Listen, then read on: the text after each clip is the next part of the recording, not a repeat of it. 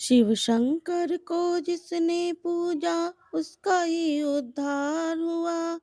अंतकाल शिवपुर में जाकर उसका बेड़ा हुआ। बोले शंकर की पूजा करो, ध्यान चरणों में उसके धरो। हर हर महादेव दोस्तों, कैसे हैं आप सब दोस्तों। आज हम बात करेंगे सोमवार की अष्टमी की, जो महाशिवरात्रि का जो महापर्व आता है। इसी फाल्गुन महीने की सोमवार की अष्टमी शिव पार्वती और के मिलन की है। 9 फरवरी सोमवार की अष्टमी है। आप इस दिन विशेष उपाय कर सकते हैं। सोमवार की अष्टमी का महत्व और अधिक बढ़ गया है, क्योंकि इसी पावन महीने में महाशिवरात्रि का पर्व भी आता है और महाशिवरात्रि से पहले आ रही है सोमवार की अष्टमी। तो इसमें किए जाने जो विशेष उपाय हैं, अचूक उपाय हैं, पूरे वर्ष में सोमवार की जो अष्टमी होती है वो सिर्फ 4 बार ही आती है। और दिन जो होता है वो शिव पार्वती के मिलन का दिन होता है ये। तो अभी एक माघ महीने में सोमवार की अष्टमी हुई है और कृष्ण पक्ष की फाल्गुन महीने में सोमवार की अष्टमी। अब पता नहीं वर्ष में कब और किस समय सोमवार की अष्टमी पड़े। तो कुछ विशेष उपाय हैं दोस्तों, जो पहले उपाय की ओर चलते हैं। यदि घर में पैसा रुक नहीं रहा है, सारे उपाय आपने करके देख लिए, तो यह उपाय आप सोमवार की अष्टमी के दिन जरूर करिएगा। यदि आपका कर्जा बढ़ता जा रहा है, पैसा नहीं आ रहा है, जीवन परेशानियों से घिरा है, आर्थिक स्थिति ठीक नहीं है, पैसों की तंगी है, घर में बनी हुई है, तो एक धतूरा लेना है दोस्तों। और धतूरे की जो डंडी होती है वह पीछे की लाल कलर की होनी चाहिए।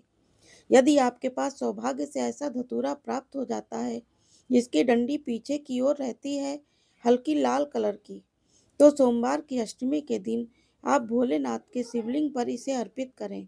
तो मात्र वह धतूरा अर्पित करने से घर में कभी भी धन संपदा की कमी नहीं होगी।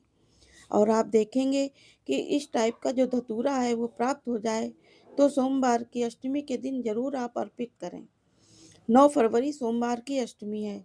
लोगों ने पिछले माह सोमवार की अष्टमी पढ़ी थी। उसमें कई लोगों ने प्रश्न किया था कि सोमवार अष्टमी का व्रत कैसे रखना है। हम सोमवार की अष्टमी का व्रत करें। वर्ष में सिर्फ ये 3 ही 4 बार आती है दोस्तों, और भोलेनाथ के नाम से व्रत कर सकते हैं। महाशिवरात्रि का जो पर्व होता है, यदि हम उसमें व्रत करते हैं तो 1000 शिवरात्रि के व्रत का पुण्य हमें सोमवार की अष्टमी से ही, एक व्रत करने से ही प्राप्त हो जाता है दोस्तों। ऐसा कहा जाता है कि सोमवार की अष्टमी का व्रत हमें निराहार रहना चाहिए। निराहार से मतलब है कि इस दिन अन्न नहीं खाना चाहिए। जैसा हम एकादशी का व्रत रखते हैं, सेम ये व्रत वैसा ही होता है। और महाशिवरात्रि का व्रत भी वैसे ही किया जाता है, जैसा कि उसमें अन्न नहीं खाते हैं।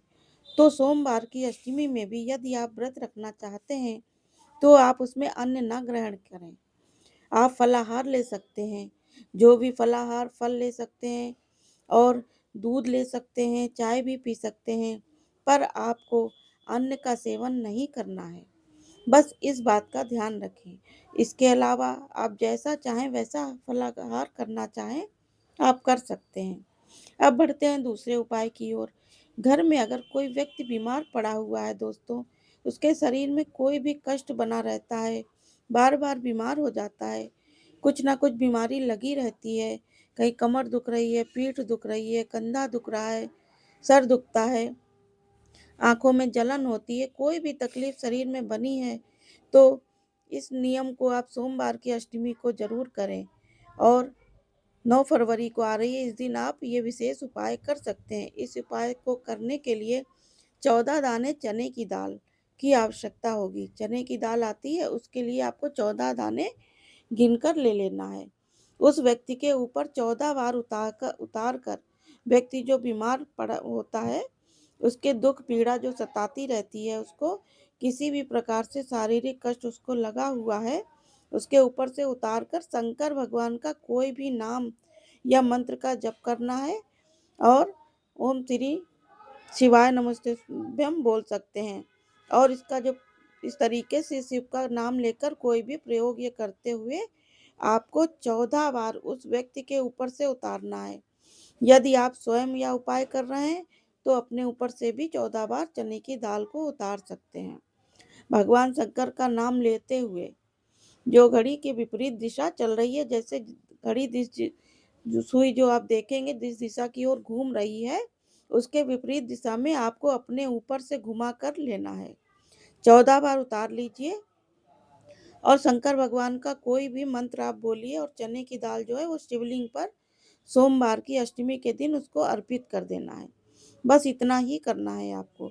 व्यक्ति के शारीरिक कष्ट जो होते हैं, जो उनके ऊपर बाधाएं चल रही होती हैं, वह दूर हो जाती हैं और उनको दूर होना प्रारंभ हो जाता है। यह उपाय आप 9 फरवरी के दिन अधिक से अधिक आप लाभ उठाकर प्राप्त कर सकते हैं। ये सिर्फ 9 फरवरी के दिन आपको मौका है और अभी के दिनों में आपको प्राप्त हो रहा है। अब बढ़ते हैं तीसरे उपाय की ओर। सोमवार की अष्टमी के दिन या आप कुछ नहीं कर पा रहे हैं तो एक काम जरूर कीजिए।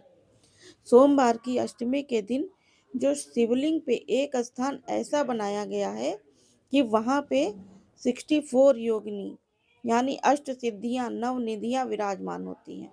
शिव शक्ति के मिलन का दिन होता है सोमवार की अष्टमी। तो आप शिवलिंग पे जो स्थान है उस स्थान पर जरूर स्पर्श कीजिएगा। वो स्थान कहाँ पे है, ध्यान से सुनिए दोस्तों।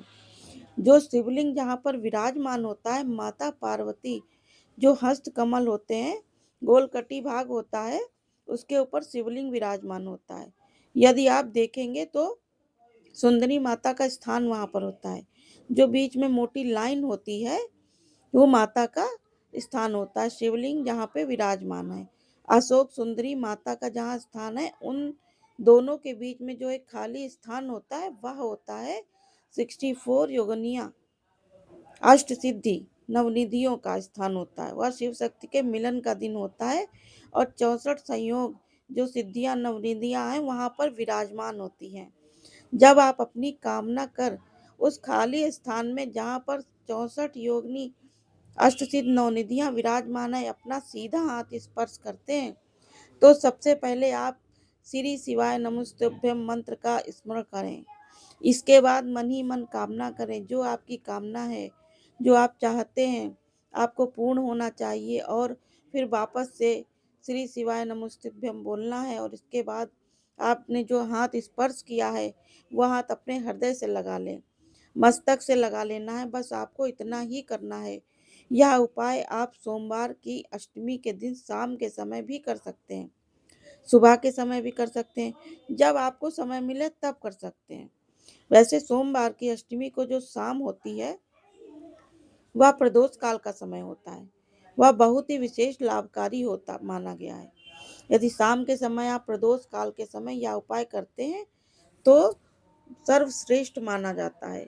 हो सके तो अष्टमी के दिन शाम को प्रदोष काल के समय एक बेलपत्र भी आप लोग शिवलिंग के ऊपर जरूर अर्पित करें। सिर्फ एक बेलपत्र। आप श्री शिवाय नमस्तुभ्यम बोलते हुए, शिव शक्ति के मिलन का दिन है, शिव शक्ति के स्मरण करते हुए एक बेलपत्र जो है वो शिवलिंग के ऊपर जरूर जरूर से जरूर अर्पित करें।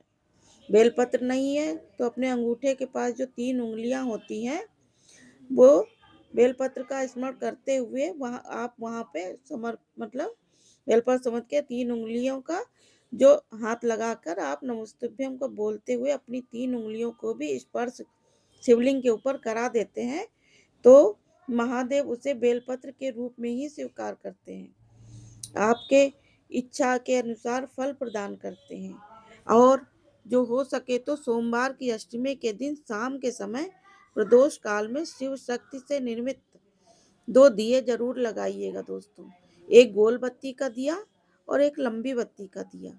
घी का आपको प्रयोग करना है। गाय का घी हो सो सर्वोत्तम है, आप उसका प्रयोग ही करें, भले ही बाती सिर्फ डूबी रहे। इस तरीके से आप 2 दिए जरूर लगाएं। प्रदोष काल के समय में शिव शक्ति के निमित्त सबसे पहले गोल बाती का दिया प्रज्वलित करें, फिर लंबी बाती का। शिवलिंग जहाँ विराजमान है वहाँ पे आपको सामने शिव शक्ति का नाम लेते हुए, स्मरण करते हुए दिए को प्रज्वलित करना है। और हो सके तो बेलपत्री के वृक्ष के नीचे आपको शिव शक्ति के मिलन के दिए ज़रूर लगाना चाहिए। जब आप बेलपत्र को मतलब दिए को प्रज्वलित करें, तब भी शंकर जी का कोई ना कोई आप श्लोक या मंत्र बोल सकते हैं। और शिव शक्ति के मिलन का जो आप दिन है उस प्रज्वलित करते हैं, वहाँ की थोड़ी सी रज घर ले जाकर आप वहाँ की बरकत मतलब होती है, घर में लक्ष्मी की आवक होती है। व्यापार संबंधी कोई समस्या चल रही है, घर में उन्नति नहीं हो रही, जो भी समस्याएं चल रही हैं उसका निराकरण होता है, घर में लक्ष्मी की आवक होती है। ये विशेष उपाय सोमवार की अष्टमी के दिन जरूर कीजिएगा दोस्तों। सोमवार फरवरी के दिन अष्टमी का दिन है और प्रदोष काल का विशेष महत्व है। इस वीडियो में बस इतना ही दोस्तों। अगली वीडियो में फिर मिलेंगे, इसलिए चैनल को सब्सक्राइब करें, वीडियो को लाइक करें। हर हर महादेव। ओके।